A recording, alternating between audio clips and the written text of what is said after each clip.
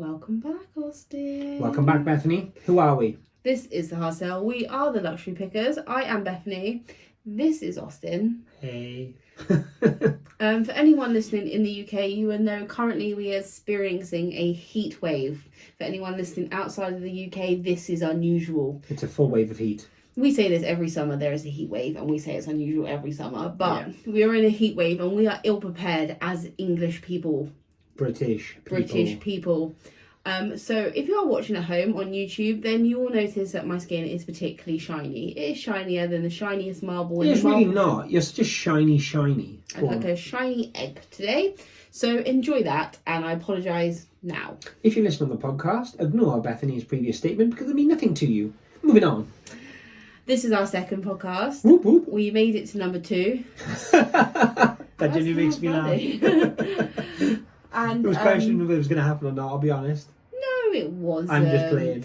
We really enjoyed the first one. It was really interesting. We got a lot of feedback, a lot of sort of like thorough feedback. I wasn't expecting everyone to get in paragraphy on me. Like paragraph after paragraph. And anyone who sent one, thank you ever so much, because we read them all and it was really cool to receive. Yeah, I'm happy with the paragraphs. I just didn't expect it. And so we are going to dive straight into number 2. What is number 2 then? It's a subject very close to my reselling heart. Is that separate to your regular heart? It's separate, yeah. It's a separate it's entity. A black and cold heart. Yeah. It's like a death pile heart at the bottom. Oh my God. Anyway, so, and that is all around the subject of using eBay comps, how to use eBay comps. I'm not really going to talk about how to use them. I'm just going to talk about how not to use them. How to not abuse them. Yeah. And pricing surrounding this, and sort of like the issue I find in the luxury sector, if you will, of crashing the market. Crashing, God, that's a strong word right there. Crashing the market. We're on Wall Street, and this is reselling stocks. What is it, Black Friday or something like that? Yeah. When Wall Street went pear-shaped, yeah. I think this subject really applies to us a bit more because we are focused highly in the luxury market, and it happens the most, I think, in the luxury sector of reselling or any like high-priced items because there's money on the line, and obviously it's going to vary based on knowledge, research, confidence. Yeah. I think the higher the value of the item, the more space there is for error. Yes. To be quite frank, if something's £25, there's only so many, only so much wiggle room. If something maybe is retail of 1,000, where do you start? 100%. And obviously, if something retails, so say a dress from like Dolce retails for 600 and you picked it up for 2, then you've got a battle. As an everyday reseller, I suggest there's a battle in your brain. I picked it up for £2, but it also retails for 600. Comps are all over the place because of this issue, and then it goes for like 100 quid. And so can I interject? Can we start there as the topic? Now, I think that what you just said is something we hear all the time, specifically via our DMs. Yeah. Prices or comps are all over the place. Yes. So that phrase. So that phrase, if it fills me with fear and it's not a word, but unjoy, if that is a word. And why I say that is, so if you have a specific item in a specific fabric from a specific era with a specific brand, I don't see how it can be all over the place. Either you have a comp price, or you have, or you don't. If there are 5 items identical in the identical size, apart from me calling you a liar, because that never happens in an identical condition for in the luxury market, apart from maybe the random situation where that might happen 1 in every gazillion, that's not a measure of unit or number of unit, but either way, unit of number.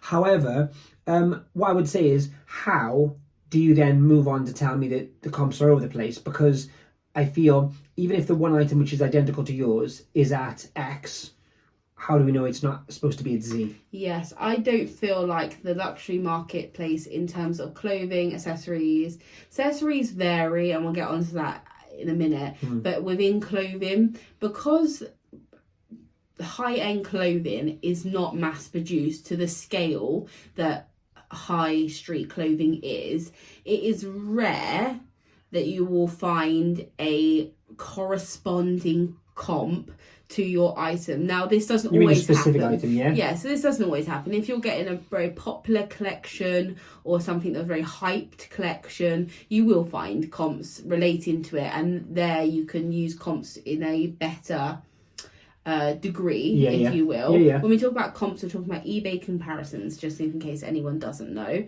And that is like the end sold price for any item. And for anyone listening who maybe doesn't know, because once again, not everyone necessarily does it the same way, but there is a way either on a laptop or however you use eBay or on your phone to very quickly see solds.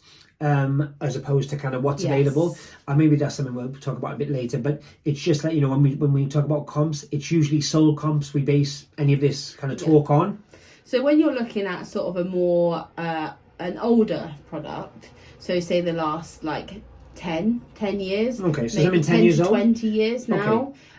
It's unlikely, or there's a lower like chance of you finding the exact item on eBay, right? eBay solds, you might find one on eBay for sale, but solds is going to be harder. So people, I find, generalize the brand then. So if you can't 100%. find your top from Dolce & Gabbana, then you just say tops from Dolce & Gabbana all over the place, because you don't know where to place yours, because it doesn't look like the one for £700. It also doesn't look like the one for £25, so you don't know where to place your item. And this is where eBay comps do not help. Okay, do you know that is such a controversial thing to say. 100%. Do you know why I know this is such a thrilling, great topic? And if everyone disagrees with me, well, I'm afraid you just have to disagree.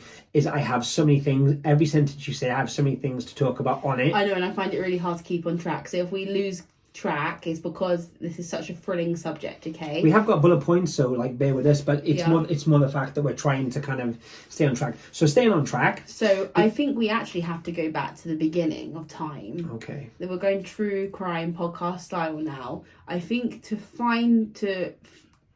create the origin of this story, we have to go back to the beginning of how the eBay comps correspond with high-end items. Does that make sense? Yes, it does, totally. So if you can't, say you're having this problem and you can't find your Dolce & Gabbana top in solds, right? And you're only using eBay as a platform, which you shouldn't be doing, just saying that right now. If you were a part-time or a full-time reseller, you should be using more than one platform. And if you are not, you are a crazy person. It is like, I can't describe to you how you are completely cutting your chances of profit in half. I would say openly, we used eBay, pretty much eBay, a small amount of Depop for more vintage items for quite some years. As soon as we used Vinted and Vestiaire, both I wouldn't necessarily say at a similar time, but around about the same time-ish, those platforms did as well, if not better, than eBay side by side. If I put an item on, we would use Zip Sale, something like that, to kind of offer some of those sites to kind of, what do you call it? Cross-list, yeah, thank you for that. When you do that, like, it will still be on eBay and sold, and I would have sold it on Vestiaire, for example, and also have like 5 messages on Vinted to say, can I take this for an offer? So that's something to think about of what you just said as regards cross-listing. So I actually recently started Vinted for my sort of bread and butter items, and I was really dubious of it because I thought it was sort of like a cheapo, if you want. Yeah, I agree. Because it originally was Vinted, the boot sale app, right? I remember, once again, officially, it's for... Oh yes, I am only selling my personal clothing on Vinted. I would also say, do you know what, to that? Wink, wink. We obviously only sell in personal clothing on Vinted. By the same token, I winked for anyone which isn't watching on YouTube. I would also say that, the issue I have with that, originally it was called the boot sale app. Now I can sell whatever I want to at a boot sale, whether I'm a trader, whether I'm and that's my problem with that. I know it's not branded as the boot sale app anymore, but I think they should either let people know. And I'm not talking about terms and conditions, I'm talking about a rebrand. If you want it to be a rebrand it. Vinted, if you're listening, meh.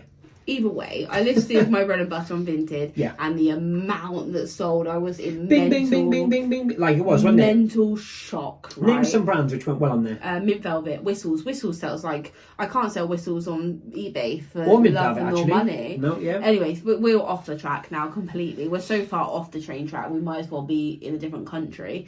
Anyway, so if you have, we're going back to the Dolce top, right? Yeah. So you've got a Dolce top, right? And you don't know what year it's from. You you don't know what it is. Which most people don't. You just know you found a Dolce top. You've had it authenticated by us because you're brilliant people. Or you spent £25 with someone else. Mm-hmm. You know, we are kids. And you just don't know, right? There is so many things you can do to start. Let's start, okay? Yeah, okay. So firstly, I personally don't use it because it doesn't bring the best results, but I know it can work, and it has worked for me sometimes. So it's worth trying it as a first port of call, and that is Google Lens. Google Lens works a lot better for more general things, I believe, like football shirts and things like that. When you say that, sorry, once again, you say that about the full item, or are we talking about a label? No, wait a minute. Yeah, I'm asking. Take a picture of the full item, because every now and then you'll get a clip, you'll get like a bing bong on like a runway show or Vogue or something like that, right? Yeah. Secondly, if nothing comes up, then I will try the label. Now, if you try the label through Google Lens, this is a good way of indicating age. There will be someone with like a similar garment.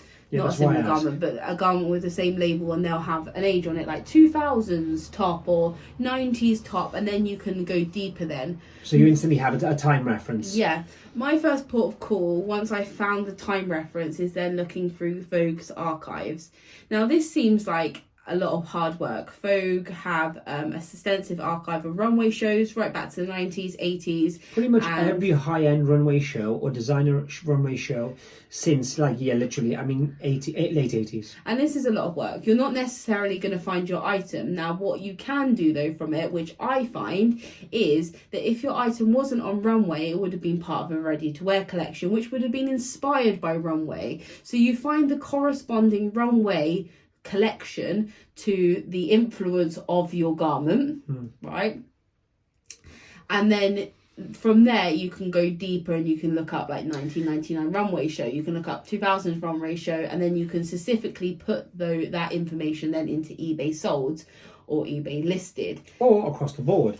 Or what I would do and recommend you do is put that straight into Google. Yes, that's what I meant. And see what comes up, because what will come up in shopping for especially vintage items will be pre-owned marketplaces, because obviously they're not for sale any longer as a retail product. Of course. So you're never going to find it on their website. That's just a pointless thing to do. And you can apply this to anything.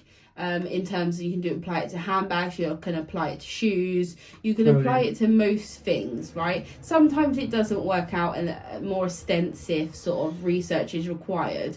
However, I completely understand what I just said is a long process, but that's what selling luxury is. I was just going to say as well, let's get this kind of clear from the get-go.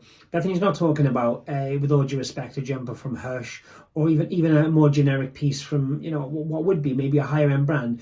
We're talking about something that looks particularly exceptional, and if you're unsure whether it's particularly exceptional, do your research to even find to that point, on the basis that recently, actually, a piece, I was just racking my brain thinking, when have we done this more recently?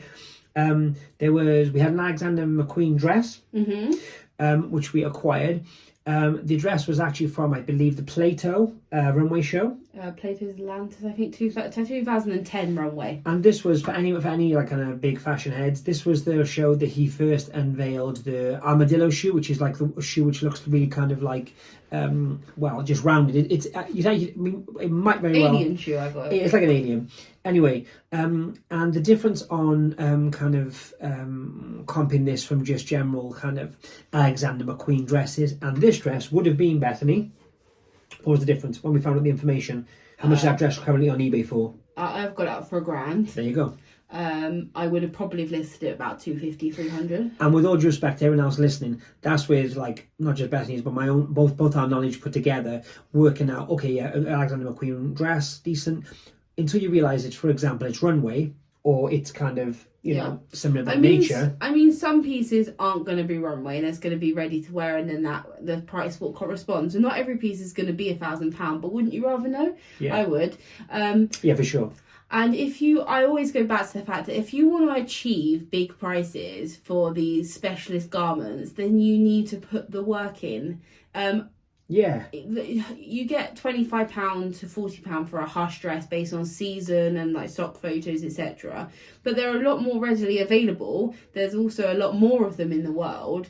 than luxury items. Like, you have to put in the work. You can flip luxury, right? We'll go back to this in a minute. You can flip luxury. You could flip that Alexander McQueen dress for 100 tomorrow because we paid £10, for example, £10.99. You can flip it tomorrow for 100, but then you, like, what's the point? So I think that, like, to be honest, I think that's a whole different conversation. I really do. And maybe we'll do a podcast on it eventually, because I think, like you just said, you're talking about £10-ish and you're making 100 very quickly. That's 10x, which is usually our figure.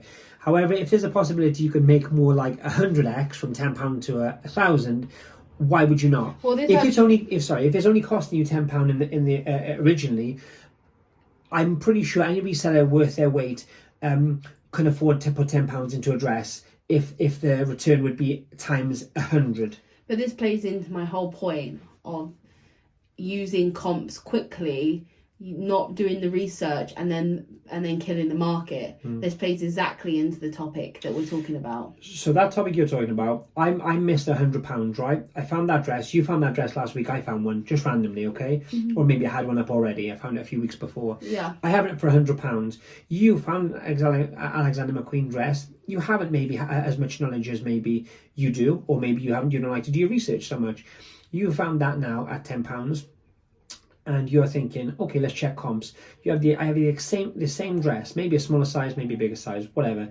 The exact same dress. There's no real detail. It just said Alexander McQueen dress, excellent condition, boom. Without knowing that, obviously, that this is a runway dress, without knowing what's one of the most exclusive runway shows that Alexander McQueen ever created, and you pretty much copy me. You might even undercut me by £10 to sell yours quicker at 85 or even £90. And that's what you're talking about, correct? That's what I'm talking about, because then Jeanette comes along. Has the same dress. And she has the same dress. And what does she do? She has the same dress and she undercuts me. And then Billy Bob Jr. comes along and he has the same dress and he undercuts all of a sudden, Jeanette. We have a £1,000 dress going for £45 within 3 or 4 buyers. This is the problem. And you might not see this problem listening because you paid £1, right? And that's super cool. But then how would you feel? And just throwing this out here, controversial it may be. How would you feel if I started selling Hush for £1? If I started selling because we don't Mid Velvet for £1? If I started selling, I don't know, another really good toast. If I just started killing the market of toast, you'd be really annoyed because your bread and butter would be gone. And I think a lot of resellers out there can kind of vibe off this if you want, because I think there's a lot of kind of toast is a great example, and also Hush, even Mid Velvet. As soon as the resellers, inverted commas, got on those brands, the market died. Not because there was any less toast or any more toast or any less Hush or any more. It was because everyone was buying it and trying to outdo each other price-wise. And when you're picking it for £3 or £4, £30, nah, 25, nah, 20, nah, 15, get it gone quickly. Like, once again, they're your products and you can do with what you like. What I would say, though, is, let's go back to that example with Alexander McQueen. So we got that £45 price point now, right? Of a £1,000, £900 dress. Pre-owned, mind you, because this would have been about 2,500 cost a piece-wise, previously. At that £45 mark, someone comes in, and you be the person to kind of do the first kind of dip in the price at 90 or whatever we agreed it was, 85. A couple of weeks later, you find that dress again, and the first thing you do is go on your Instagram, and because you've seen the comps and there's a couple for 45, 50, whatever, you go and moan that, oh, the market's dropped off for that dress. Why is the market dropped off for that dress, I wonder? Why is it no longer £900? Just saying. What's the answer? I think it's very, like, one of the biggest things that came back from, like, I put up I don't know if I mentioned it. Have I mentioned the Instagram post? Probably not. So I put up an Instagram post mentioning this based on a jacket that I found at a car boot sale for £5, and we sold for £225 on Vestiaire. But comps on eBay were very, very low. This was the Max Mara, you said, yes. Yeah, did I say this? I think so. I don't think I did say this. Did you not? I don't know. Maybe it's my brain. And one of the main comments that came back, and we were having a little bit of a back and forth about, was how this particular person, I don't think they might have said, because it was very good debate, wanted a quick turnover for scaling, right? Their argument for underpricing the market was the fact they wanted to get in and out, in and out, in and out, in and out, in and out. And they're not luxury sellers per se, are they? No. They just sell some luxury, but they're not luxury resellers. They sell resellers. luxury because it's worth money. When they find it. Yeah. Like most people do, because why would you not pick it up? Because it's worth Well, no one money. resells stuff which isn't worth money. Let's put it that way. But the whole argument then of scale, how would you argue the fact that people underprice the market so that they can churn basically out their items and scale up their businesses in terms of profit, and they don't mind taking a low profit margin so that they can reinvest that money quickly. So on from my end, the first thing I hear there is two things I would be silly to do if I were that person. One, I hear less money, so I'm taking less money for quick turnaround. For quick turnaround for what? The whole point of having a quick turnaround is to put it back into product. If I'm devaluing that very product that I'm talking about in the first place, what's the point? If I were to, however, put that money up, wait for that 100 rather than that 50, and as soon as I've done that, reinvest that in 3 or 4 of those items, and then put those up for 100, I'm like £400 or £500 in within 3 sales. So we run a sort of what I say bread and butter operation alongside our luxury. That's how we fund the luxury more so, yeah? We're specialists in luxury, and that is our backgrounds, career-wise. I don't know if anyone would know that. I don't know if we've mentioned that previously. So for anyone who doesn't know I previously worked for Gucci, Mulberry, Vivienne Westwood. I've been with Christian Dior and Jimmy Choo, Mulberry as well. We've been around. Yeah. So we're specialists in that area, and we have a fair few items in stock for four figures quantity, right? Lowballing, right? And alongside, we operate a sort of more general reselling of your classic high-end high street brands. What we just mentioned. Yeah. So high-end high street brands have a lower retail price. So their resale, unless they're like a cult product or Kate Middleton's worn it, is always going to be sort of, a percentage of that retail price. Yeah. Right? So say a Hush dress retail is £90 and I sell it on average for £35 to £40. That's about what, half? Yeah. So you're getting about half you get about half because the item is so mass produced. This is fast fashion. Yeah. They're replaceable items. For example, the Star Hush jumper. How many of them have we bought and sold in the last kind of couple of months? Like 25. Yeah. Whereas the Alexander McQueen dress we were just talking about, right? I found one in my whole career. Yeah. And so what you're saying is it doesn't matter. That should tell you in itself that the cost should be a case of not only higher, but also it is worthy of the research. It is worthy that you're going to put up. Well, it's not even that. Like high-end garments, it's basically 1 of 1 on the resale market or 1 of 2 on the resale market. So you can't treat it the same as a high street garment. Yeah, you're right. Because it isn't. This fashion isn't fast in, fast out. To many people, I guess it's just clothes, right? It's just clothes. To a specialist, it is like sacrilege. It's history. Yeah. It's the same with like movie enthusiasts with props from movies and shows. It's the same as runway garments, right?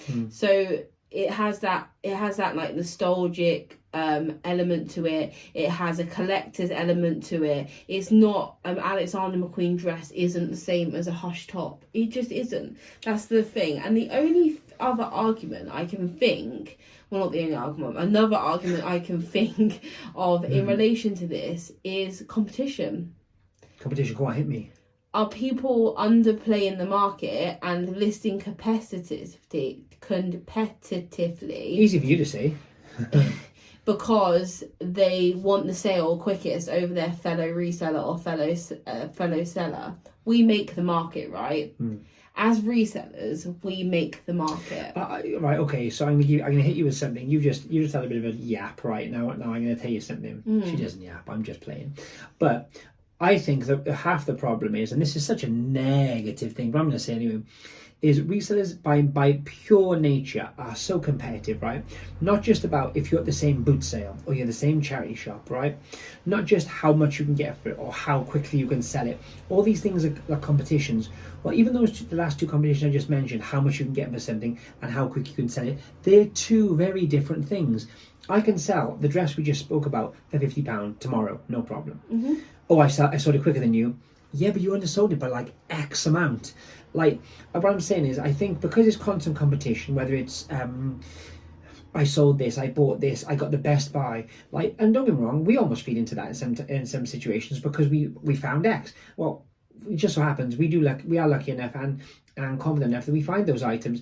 But for a lot of people, I think that in itself, to find an item like that is kind of one of those things that you kind of think to yourself that that in itself becomes a competitive streak. I think resellers naturally are very competitive. I found since we've joined the community, if you will, the reselling community is sick, right? It's amazing. It's full of like-minded people that really and some which aren't like-minded, cheerleaders. Yeah, they are, right? But there is this element I find in just the back of your brain that I find when people talk to me, there is that element of competitive nature because of sales, right? Yeah. Sales are competitive. If you work in a used car shop, yep, yeah, you're on commission. Gucci, great example. Yeah, you're on commission, so you're going to be to an element, even though you're working with a load of people that you love, you're going to be to a degree competitive because you want that commission. Pound notes. That's what it boils down to. Money yep. makes everyone competitive, yep, of course. Right? The thing is, when we decided to add to the community, I just want to be this argument has so many arguments, and some things we said may be controversial, some things we said you might not agree with, but I wanted to point out in terms of when we talk about the market. This is also this is kind of our personal diary, if you will, and kind of it's gauging how we are and our opinions. Even though when we talk about the luxury market, we are technically being selfish because it is our main gig, right? We're being selfish as in we want our market to go higher, obviously, right? Mm-hmm. Yeah. However, people find design all the time. I know this because we authenticate 25 to 30 items a day. Right? Think about that. So people are finding this. This isn't just our market, this is your market. So when I am trying to up the market of luxury goods and really convince you that, we should all be making more money, is that I'm doing it because we all should be making more money. And I don't get it. Sorry to interrupt, as I always do, but I gotta say, that's one thing which really does grind my gears. I'm not saying, if I said to you, oh, don't sell the same item as me, or why are you copying me, or any number of negative things against you or what you're selling, I get it. I'm saying, do you know what? You can actually make more money if you do X, or this item is worth more. And we had a couple of weeks ago, we had someone, they messaged us about an item, I authenticated it for them, and what I said was, that is a big old tractor going past our house. Thank you so much. Happened last time. That's every week, yeah. Or maybe it's a weekly thing, or not. Anywho, so I authenticated something for someone, and they asked about a price, which a lot of people are asking about prices recently, which we don't mind on the odd occasion, to be honest. But to be honest, I'd rather you do your research, and that's kind of part of the job. I'm being honest. I have to. You have to. That's what resale does. Authentication, no problem. Anyway, going back to the story that they said, oh, can you give me a price? I gave them a price, and I said, it's from here to here. The person came back and said, no, do you know what? I think that's a little bit high. I'm gonna price it at X. Well, one, to be quite frank, and if you're listening, so be it. Why ask? Why ask me? And two, what was your reasoning for that price? My attitude at the point was, okay, no problem, it's your item, did you do the... I'm not going to have an argument with someone about what they want to price their item at. That's one I won't do. However, to push people into researching more and understanding the market, my reasoning for the price I gave was because I know the market, I'm aware of the market, and I actually researched the individual item at multiple different platforms to give that price. So then to be told, no, I'm going to price it at X, well, please don't ask then. Just don't ask. Well, it's not even that. I was thinking of it as in the analogy or metaphorical world. this sort of like crusade we're on for upping the market is very much similar to, we've had multiple retail shops, right, as in like brick and mortar shops, and one more recently was in sort of a quieter town, which didn't have consistent footfall in comparison to like a city or anything like that. We were happy with it because we wanted to be in sort of a more sleepy place. We wanted to, we were working on that business model. Anyway, one of the main things between like sort of more gifty shops was it was a very competitive nature, as in they were trying to get people through their door and they wanted them to buy with them, to the point where it was like, let's badmouth the people up the road so they spend with us now, right? And this is a real problem.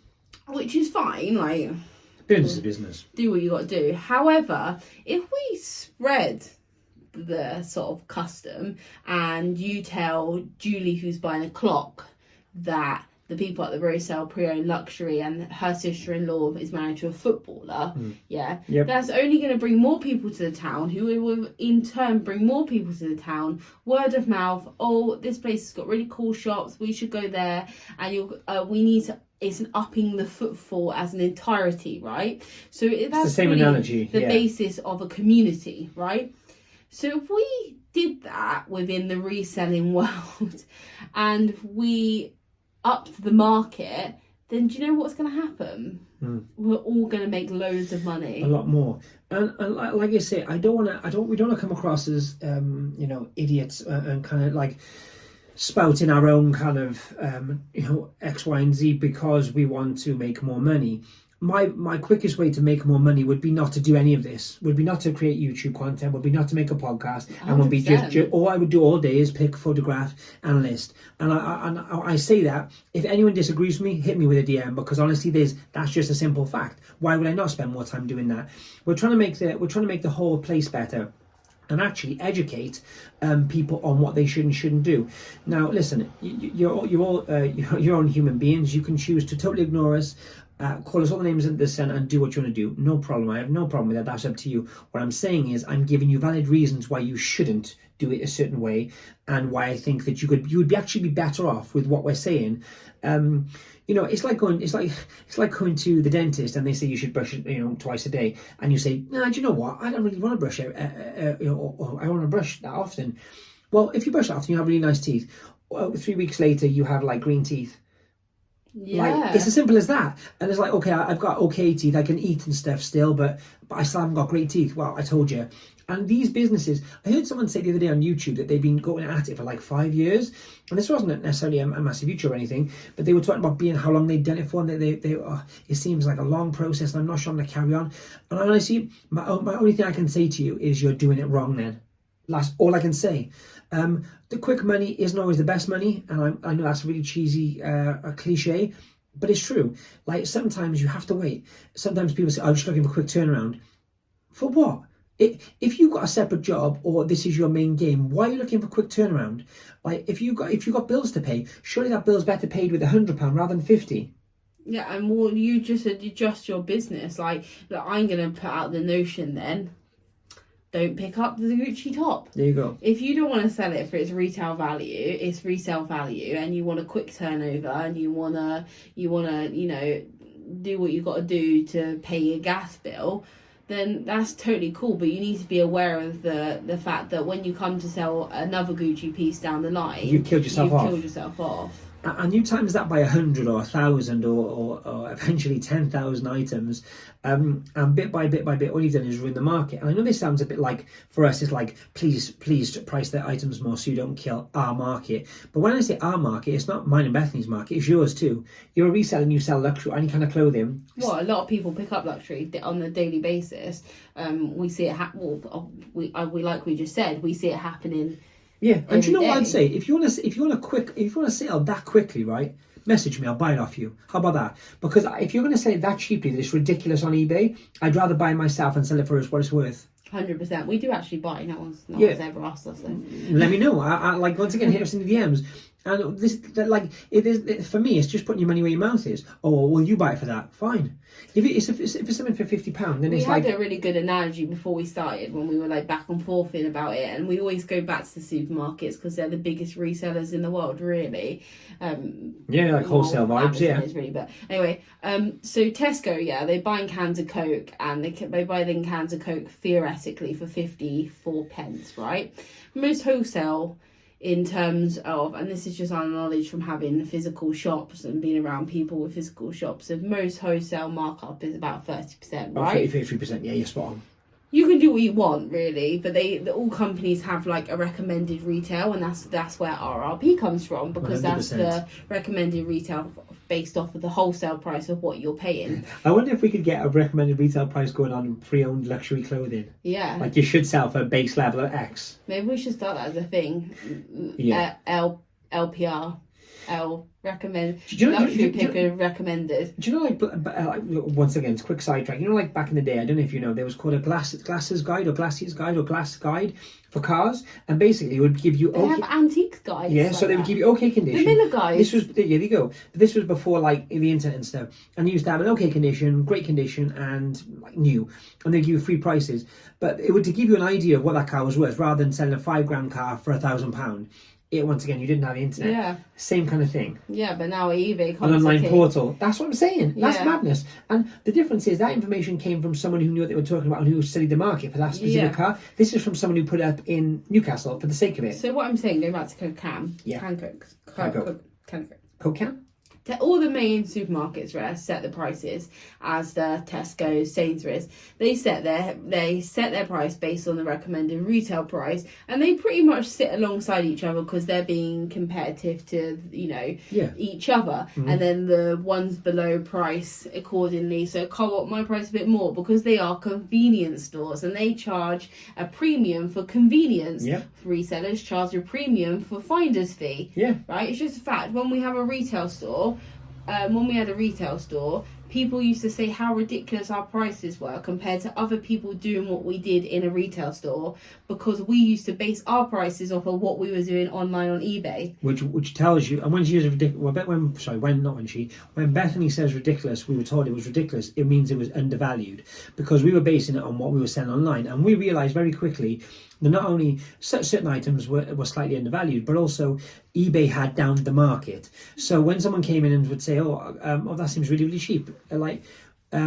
why is it so cheap? Well, we charge the same as we do online. Oh God, your eBay must be very cheap. And it wasn't really. It was the same kind of product across the board. We get stuck in this eBay world, right? The eBay world is not the real world. If I hear another person say, I did comp it, blah, blah, blah, and I'm thinking, no, you looked on eBay. You haven't comped. You haven't checked multiple websites. You haven't checked multiple... We haven't even gotten to how we gone. Have we said how we gone? No. Anyway, so... This can of Coke, going back to the can of Coke, right? I'll let you get out. Go on. Tesco's, right, might do for a week. They might reduce this can of Coke to half price, right? For how long? Like a week? To attract people into store and get people going, right? They do it for about a week, because do you know if they did it any longer, it would kill the market. There you go. Because what would happen is Asda would have to do something similar. And then once again, they're losing. They're like loss leaders, if you will. Yeah. If anyone doesn't know, like a loss leader is a product you buy to sell sometimes cheaper than you would make kind of nothing on or negative on, to make extra on other products. What I'm trying to say is we should be major supermarkets. Every single person listening that resells should be a major supermarket. You're an Asda, you're a Tesco's, you're a Waitrose if you want. Let's all play with high prices. How about that? How about we all play with high prices? And they're not just prices picked out of anywhere. We're going to discuss in a minute how we get to our prices. Okay. But how about we play with the actual price it should be, and based on what we sell. So yeah. Based on what we sell for. Yeah, but they're not just made up numbers. These are items we're selling for these prices, even though people are selling the same garment for like £20, right?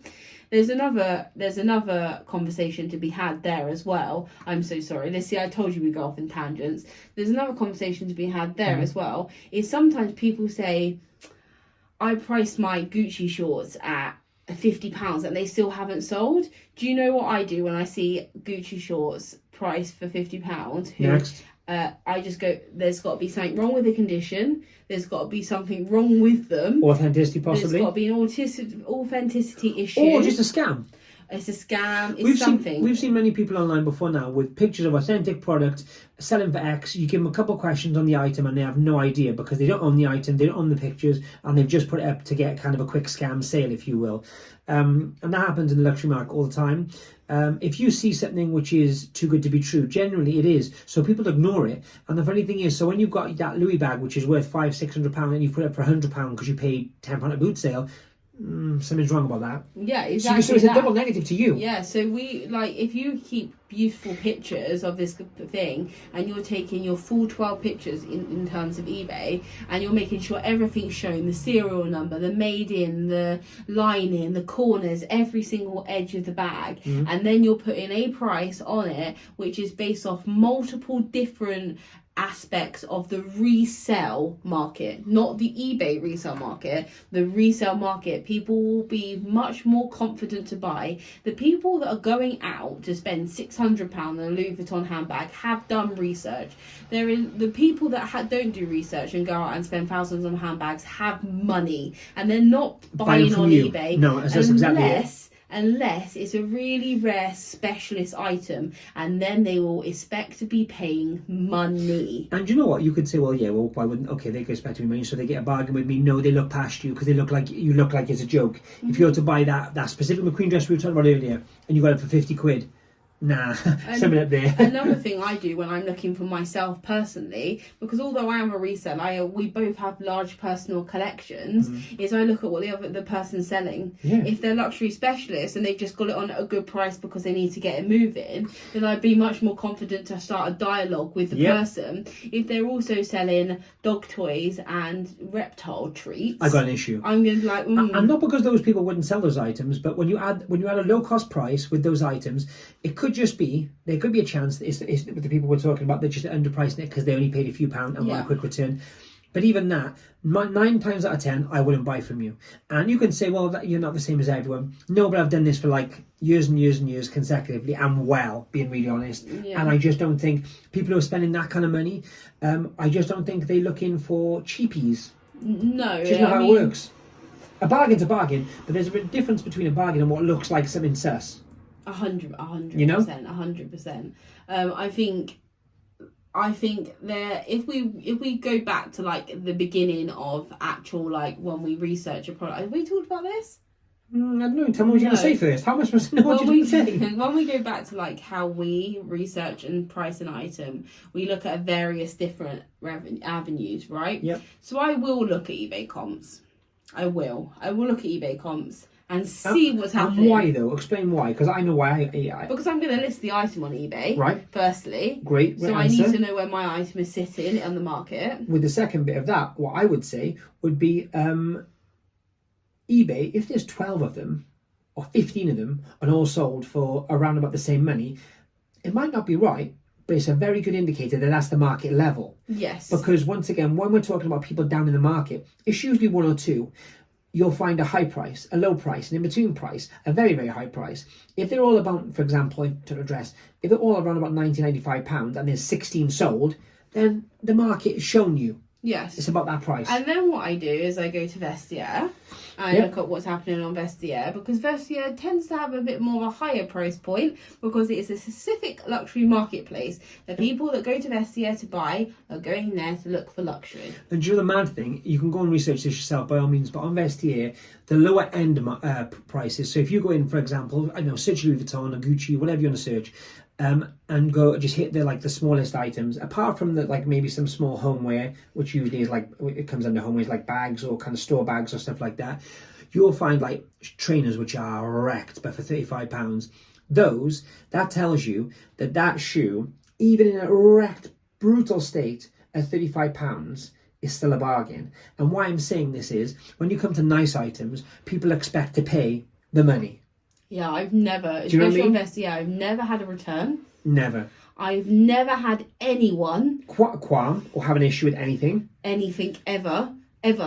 I've never had an issue with it. And just to clarify, on Vestiaire, it's a little bit different to our eBay, but we've sold maybe not hundreds of thousands, but tens of thousands of pounds worth of items on Vestiaire without a single issue or a single flag or a single problem. And we're talking about like some items are multiple thousands individually. But that goes back to the confidence of buying, right? So the confidence of buying allows you on Vestiaire to price your item higher, because the buyer has confidence that it's been authenticated twice by Vestiaire upon putting it on the listing, and then it is authenticated at request on once delivery. it's received their end, yeah, that the confidence you gain from that, and the fact that it has so many hoops you've got to jump through, like you've got to put measurements in, you've got to put this in, you've got to put that in, the buyer is enabled to buy with confidence and know that money is what they're getting for that money. Whereas on eBay, although they now have the authenticity for handbags over £500, what you go back to the argument, because the prices are left, right and centre, who are we trusting? And my issue with that, you're 100% who we trust, and I agree with you, couldn't agree more. Having said that, I've noticed a lot of bags on eBay of recent times, especially the last few months, are hitting $499 as opposed to maybe $550 or $600, because they don't have to be authenticated. And you've got to ask yourself, I tell you what, I would honestly do this. If you're thinking of buying, on the flip side, or you're thinking of buying a high-end luxury item on eBay and it's around about the $450, $460 mark, tell them to charge you $500 and get authenticated by eBay. It's worth it, isn't it? If you really want to spend that money. Although I haven't dealt with eBay's authentication service yet, so and we might have to do a whole podcast on that, because even their sneaker one is not. Their sneaker one's not spot on, and I've got friends who have I'm talking about store-bought shoes, and they've had big problems. So that's another podcast, I reckon. But then I'm talking about pricing. Going back to pricing, and then I also look at retail. Even if I can't find the exact garment, I'm not talking about vintage items at the moment. I'm talking about the last 5 years. Even if I can't find the exact garment, then I'll look at say we're talking about Fendi. I go on Fendi and I'll see what a Fendi dress is retailing for at the moment.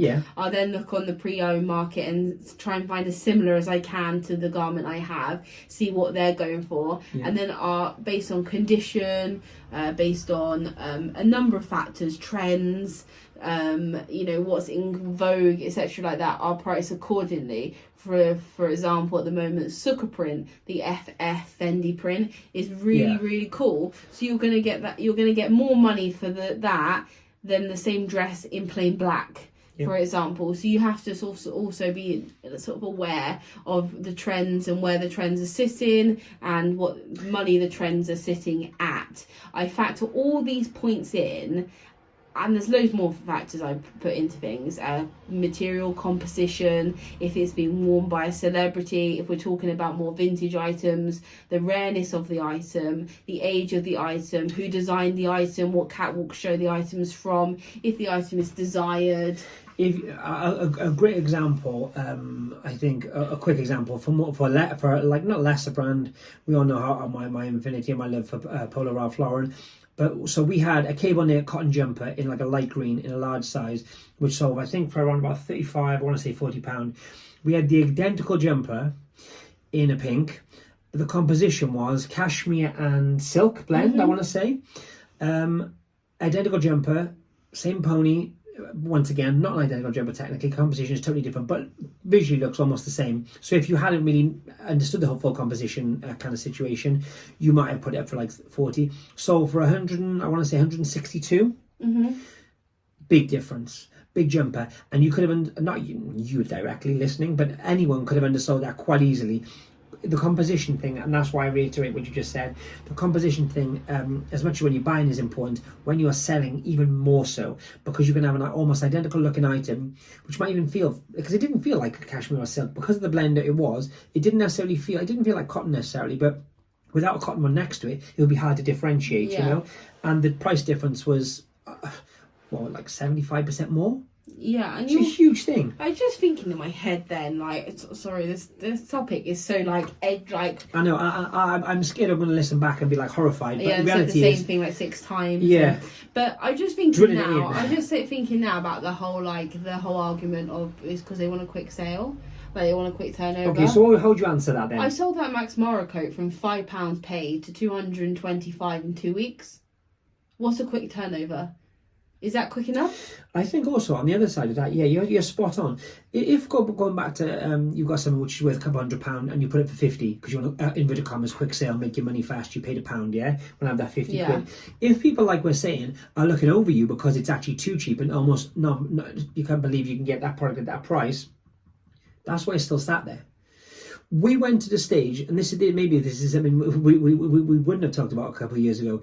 We were on a certain amount on the kind of the 90-day, and we wanted to make a substantial amount more. We were getting sales were coming through, we wanted more sales. We put everything in our shop up by a certain percentage, and we had sales up the wazoo. Not because we'd relisted or we changed the price. And I think sometimes changing the price and charging a little bit more actually is better than dropping the price. Oh, I've had it meant I'll drop a sales. I've heard so many people say when they put up a little bit, I've had it for like, I can't remember who it was, but we were watching someone recently and they said I'd had it on for ages, no offers, no nothing. I added another £20 to it or something. It was only like a 50, 60 quid item. And somebody who'd been watching it previously panicked, thought the price had gone up. They didn't want the price to go up anymore. And bought it and made them an offer for the original price and they sold it. And that was within 24 hours. I also think it's a lot about human kind of brain and how the kind of the thing works. I also think it's also an issue, perhaps, of separating yourself from eBay. I know it's shocking. No, people can't. I know it's shocking. You can still use eBay. Another person we've been helping, let's say, said, should I list it on Depop? And I said, yeah, and you should list it on eBay, and you should list it on Versatile. They thought they could only list that item on one platform. Do you realise? And they were trying to find the best platform for that one item. No. For anyone listening as well, there are no fees on anything you do not sell. So until it's sold, you don't pay a penny, right? Yeah, correct? So have it on four sites. Doesn't cost you a penny. You'll sell it on one eventually, and you've only paid for one site, but it's sold, whichever one is selling. So, and you might say, oh, well, it takes so much time. Don't be a reseller then. Like my attitude, honestly, I'm zero tolerance with that. No, but it's not even don't be a reseller. It's just don't pick it up then. If it's an item which should be based on best year. For example, pure example. I don't pick up electronics because I don't want to put the work in. That's just fact. I don't want to put the work in to testing it, to working out what model it is, because I know nothing about electronics. I know that I watch a TV, I have a phone, I listen to music, and I have a laptop. And when it comes to that, I'm happy to be lazy. I'd rather not touch it, so I don't touch it. Yeah, I don't touch it. Anyone else can have it, right? So why do people persist on picking up high-end designer pieces and then do not want to put any research in and don't want to put any work into finding out what the garment is or how much they should put it up for, and then just like chucking it at the Gucci wall, for example, on eBay and seeing if it sticks in the middle of the prices? I honestly believe to this day, and I'm probably going to get a lot of hate, so go to the YouTube video if you listen on the podcast, or if you're watching on YouTube, pop in the comments for saying this. But I think the problem is a lot of people who come to reselling for an income of sorts, no matter how big or small, I feel like they're lazy and they're looking for an easy win. Not everyone, I'm not saying everyone by any stretch, but I feel like I just pick something at the boot sale and I sell it for 50 quid. Great. I don't think they realise the intricacies in going as a full-time reseller, or even a part-time if you're good at what you do. There are a load of great part-time resellers. Like that's not the issue here. The issue is doing it properly and doing it so well that not only you make a lot of money, but you become so savvy with it that you can actually pick up 3 items and probably make a weekly income on a regular job through those 3 items. Yeah, like right. So for example, right, I buy a Hush top. I find a Hush top, for £3, and it's like the Colt cashmere star jumper that we talked about before, right? And I sell that jumper, just theoretically talking, I sell that jumper for £50, right? Yep. I then invest that £50, and most of the time this is what we do. I invest that £50 on going to like marketplaces like Vinted, or I don't know, wherever we source in at the time, right? And I buy a Gucci wallet for £50, right? and then I sell that Gucci wallet for 250, and then that 250 I then invest in a Tom Ford Gucci dress, which is worth $2,000, and then that $2,000 pays for my holiday. Right, that's like 4 simple, easy steps, right? But you're doing that hush jumper, yeah. How many high street items do we sell a week? Hundreds. So times that Tom Ford by hundreds. That's simple maths, right? That's very simple reselling. That is what reselling is. It is buying something to make money, to then buy something else, to then make money, to buy something else, or my multiples. So that was what, 4 or 5 steps, right? Yeah, start to finish to get that $2,000 suit. Now you might have to wait a couple of weeks, maybe a couple of months, maybe 6 months, who knows? But I doubt very much that that's all they're going to do, right? However, you keep that structure, yeah? Do that rather than buying, so that same hush jumper, you sell for £30, you then go and buy another hush jumper and make another £30. But this time, because you did it as an offer as £30, yeah, this one's going for 25. So now all you've made is 50 from 2 sales, and you have to do 2 people. You have to deal with 2 people, 2 customer services. Where on the other side of it, you're already up to what it was, like a few £100. And just keep in mind as well, that hush jumper that you've started with, you're doing that with 100 bread and butter items. Yeah. Right? You're investing £100 to start your business, right? Yeah. And you're buying maybe 100 items for £1, just theoretically. Yeah, go on. Right? You're doing that 100 times. I can't do the quick maths, but 2,000 times 100, I'm telling you, is a lot of money. 200,000. It's a lot of money, right? Yeah. Right? That is what our business works. Someone said to me once, that is reselling. I see so many times reselling is about getting an item in, getting it out. No attachment to the item. I don't have attachment to the items. I have attachment to my personal items, but I don't have attachment to these items. I just know their worth. I know their worth, and I won't undersell them to make a quick buck, because in the long run, that's helping no one. I'm here to make as much money as I physically can to achieve my goals, to achieve the things I need to achieve within my business. I am not here to make a quick buck to pay my electricity bill. Do you see what I mean? And then do the same thing the next week, and then do the same thing the next week. We're expanding. I was going to say, this is expanding. A busy fool is just a fool. It's as simple as that. If you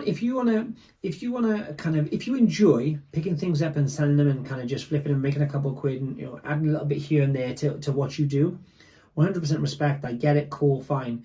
What you're saying is, like, at what cost? When I say cost, I'm not talking about the financials. I'm talking about to other people. Have you ever heard a reseller say, "I don't want to make money"? Or I could have made more, but I just sold it quick. That's my point in case. Do you know what I mean? Resellers are here to make money. Even part-time resellers. There's a few part-time resellers that do completely different business structures.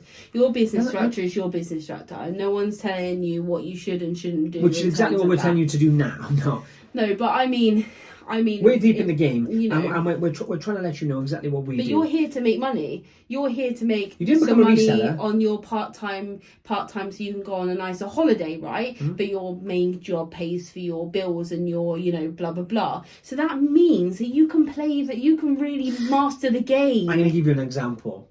I hear this all the time. I only need X a month extra.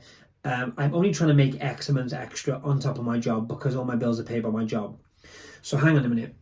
I only need X thousand a year to pay for a house, my car, my family, my couple of holidays a year.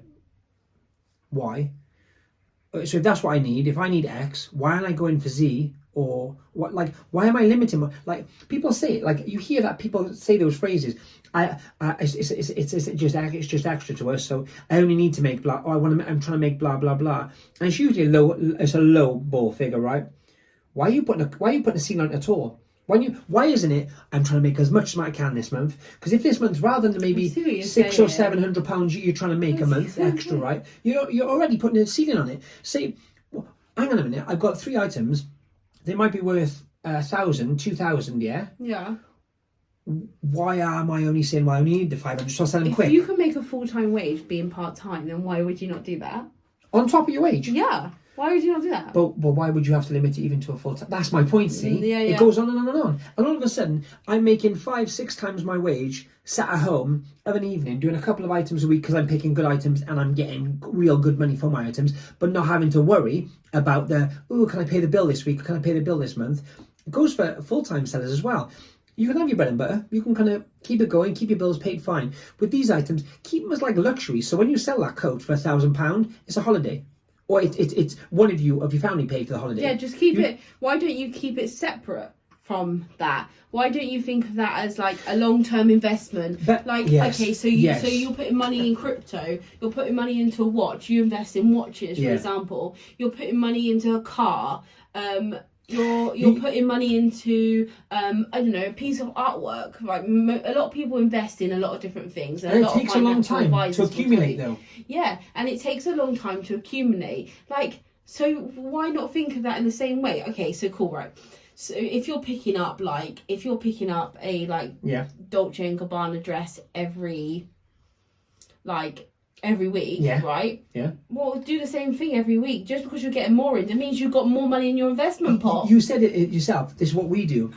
We sell we pick up and sell bread and butter stuff. Yeah. To fund we see it as two different things. It's not just, we don't just resell clothing as much as that's what we do. We have two different pots. I'm not talking about money. I'm talking about what we do as jobs. Bread and butter. Boom, boom, boom, bish, bash, bosh. I'm not saying we undersell it, but I'm saying we get it in, we get it out. Fine. A couple of pounds here and there, a little offer, fine, no problem. The luxury, because of what it is, not just because, we love fashion or as much as we do, that's not just the point I'm making. The point I'm making is, let's keep those as a higher tier kind of item. Mm-hmm. Let's keep, I'll go back to what I just said. Why are we saying or telling ourselves, and it sounds like proper Gary Vee moment here, but why are we giving ourselves a ceiling to what, I just need this, or all I want to do is this? Why? So if I said to you, if you didn't do just that, this month you'd make 1,000 rather than 500, or this month you make £2,000 rather than the 700-800 you wanted to make, with a few little, or you know what, this month you won't make anything. You won't get that £500 this month, but you know what, you'll put that £500 into a dress which you can get for £5,000 in 2 months' time. Just saying, it's the thought. Yeah, and if it goes back to the old age argument that we just started, that if you can't afford to wait, then don't pick it up. So what do you say to someone, they know they can make a quick 50 quid, mm-hmm. and they don't necessarily agree with what we say, which is fine, because a lot of people won't, yeah. What? No, I agree. And do you know why? Because they're doing it wrong, and they don't like to admit they're doing it wrong. But okay, so let's be fair about this, because we are very opinionated, and just we've done it for a long time. I think that's what it is as well. We've met a lot of these people along the way, which is, it is what it is. What would you say in the nicest possible way to someone who says, well, do you know what? It's all right for you to say that, maybe in this position you're in, mm-hmm. but if I found this Gucci, which I know is worth 200 quid, and I can out it very quickly for £100 or £50 to make a difference to my family this week, what would you say? It's a hard one, isn't it? What can you say? I know, that's what I'm saying. I'm trying to be devil's advocate. You can't tell someone not to, and I would never tell someone not to feed their family. Like, you got to do what you got to do, and your business is your business. Do you know what would be my answer? I'm going to say don't post about it on social media. Okay. Because don't encourage people to do the same. Do you? You do you, and do what you got to do. Like, I wouldn't purposely underprice a stereo and then rave about it on social media and say this is what you've got to do. You've got to sell Gucci at this price. You know, you're just hitting it on the head. Gucci goes for this amount of money. It's not true. Just to answer the question. Me personally, what I would say to that same person, I would say, well, maybe. Just maybe on this one occasion, pick it up, sell it if you need to, but understand that, if I'm honest, if you could have waited and you're not necessarily paying your gas bill or you're putting food on the table with this specific money, wait a week or 2 or 3, and if it doesn't sell, then drop it down and do what you have to do. Yeah. But just see if you can really screw that price down and get it as best as you can for that reason. That also reminds me, just quickly, I'm just thinking as I go, because I guess we'll need to wrap this up pretty soon. It's longer than our last episode, I believe, so far. I know, it's one of those things that I think my gums are bleeding. I'm getting so excited about Wow, it. That's pretty impressive. Yeah, so sorry. We're drawing blood live on air, or if recorded, if you listen to it now. No, I was going to say, What I find quite interesting though is with that analogy about, you know, someone kind of getting into that.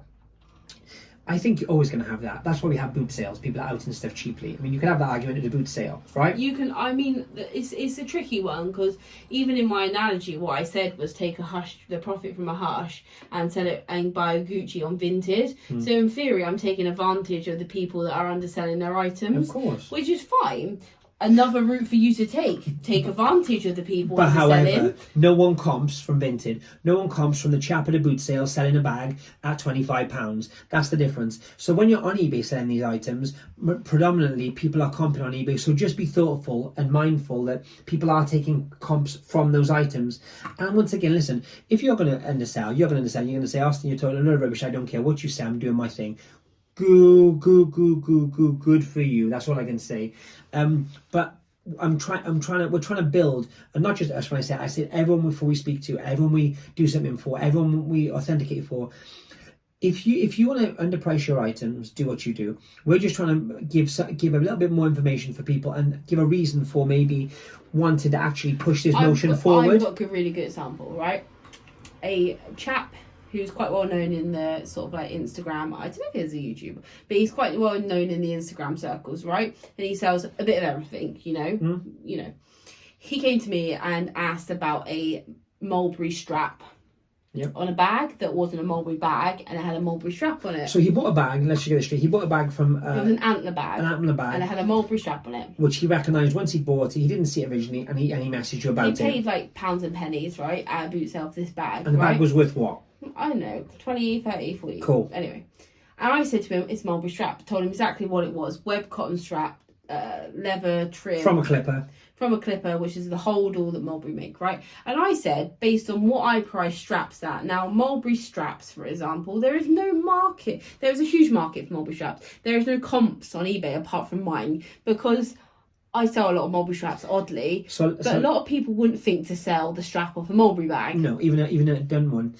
And I know, because I know that's what we do. Why and how do you comp a Mulberry strap for any bag very quickly, Bethany? The replacement cost of a Mulberry strap from Mulberry Repair Centre is £180 plus VAT. Flat rate. And I knew that. I knew that from the fact that we used to work there. However, do you know what you can do? Call them. You can call them and ask them how much the replacement strap is. Simple as that. Takes a little bit of time, but it's worth it in the end. You can do this for a lot of luxury companies too. Yes. Anyway, so I knew that, and I said that to him. I said it was an older strap. I said, but there is a market for them. I would price it like 85 to 95 or 85 to 100, which is how I price them, right? In general for that age. And, you know, if they're a rarer leather, I price them more. If they're full leather, I price them more. If they're for a certain bag, I price them more. But his was a general strap. He completely ignored me, and he put that strap up for £125. And do you know what that man did? Sold it within 24 hours. He sent us a message and said, thank you so much for your information. I can't believe, he actually said that he couldn't believe that it sold so quickly, because it was, once again, I'll be honest, this wasn't a, like what we call like the tan colour of Mulberry, for example, or black, which is the tan colour is oak, but or Oxford, for example, which are standard colours, standard leathers, boom, sell all day, sell hundreds of those colour bags every single week. This was a random clipper hold-all with a random combination of leather and canvas, like... I just touched Austin's shoulder. I know what I would say to the lady that says, I need a quick £100 to pay my gas bill. I know what I would say to her. Well, I know exactly what I say to her. I would say, list across eBay, Vestiaire, Depop and Vinted. Double your price and you'll get the same money in the same amount of time. Boom. And on that note, I think we should wrap it up. What I would say to that lady, and that's a very good point. Is you will make double the money if you list it correctly in the same amount of time with good photos, good marketing, good description, good everything. If you know exactly what you were talking about and exactly what you were saying, you will get your money. Which will take you maybe a couple hours of your day, I can make you double in the same period of time. I dare you to test me. And that's what I would say. How about that? Anyone listening who thinks we're talking about you know what, which is cool. Once again, respect anyone listening, and anyone who thinks we're nuts. And try that, because once again, I honestly, like we speak to so many people in the community now. Like when you say you get 25 authentications, that's not including all the stuff we actually get questioned about on a regular every day. So when we actually speak to people and we get the kind of feedback, if you want, the first thing people say is, you know, I asked the other day, how do you know on pricing? What, like, how do you know the price of a can of Coke? You go to a couple of shops, you eventually realise that Coke Zero, for example, a can, I don't know how much it is in the garage at the moment, but you can find out a garage price, you can find out a co-op price, you can find out a Tesco price, you can find a multi-pack price, and bit by bit you work out, okay, so it's cheaper to buy multi-packs, but I have to spend the extra. Boom. At the moment, Tesco got a club card promotion on. Boom. Right. If you're And that's how you get pricing. If you're looking to save money, and saving money makes you more money because it keeps money in your bank account, right? If you're looking to save money, yeah, you don't go to the most expensive supermarket and accept that as a price, right? You go and look around different comps. The same works for that. You don't accept the lowest comp as the comp. You go and look for the better comp and take that comp. Right? I know it's the reverse because you're looking for the cheapest and you're looking for the most expensive. I couldn't agree more. But you're not just gonna. So you're going to buy a TV, right? And you're going to spend 600 quid. You want the best deal you can get. You're not going to go straight to John Lewis and get that TV because you know they're going to be the most expensive. You shop around. And for sure. So let's shop around some comps. Let's get our comps shopping around. And for sure, John Lewis aren't going to be the cheapest, as you say. Like, that model isn't made exclusively for John Lewis. I've got another one, right? That's completely true. But do you know who buys TVs from John Lewis? A lot of people, because John Lewis still exists. There you go. Be the John Lewis in a world full of Poundlands. It's true. It's like, it's 100%. so true. We are going to wrap it up because I'm getting so hot and so irate. I need to go and sit in a cold bath and relax. Well, that sounds interesting. Okay, well, we'll wrap it up there. Any last comments and any messages or anything you want to say before we leave? I'm going to say there may be some controversial views here that may not suit everyone's reselling style. I completely understand. However, what are we trying to do, Bethany? We're not here to tell you how to resell. We're telling you how to get better at reselling. Bye. This has been The Hard Sell.